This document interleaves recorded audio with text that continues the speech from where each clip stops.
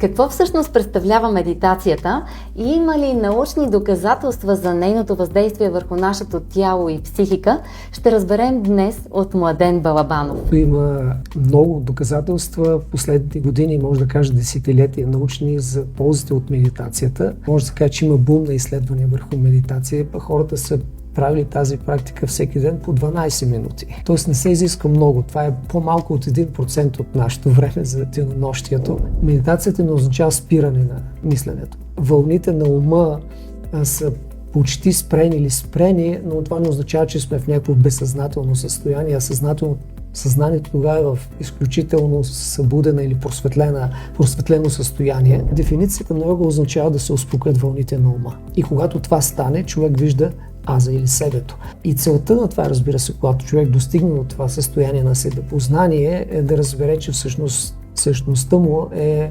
вечна. Винаги медитацията е свързана с звук. Първата стъпка е, разбира се, да се насочи потока на мисълта в една точка. Може да го правиш сам, може да го правиш заедно с хора, може да пееш, може да си тананикаш, може в ума си да повтаряш, но дори и в армията. Американската армия мантра, медитацията е препоръчвана, имат си ръководства. Значението на думата йога е свързван. Буквално и целта на йога е свързването с този първоизточник.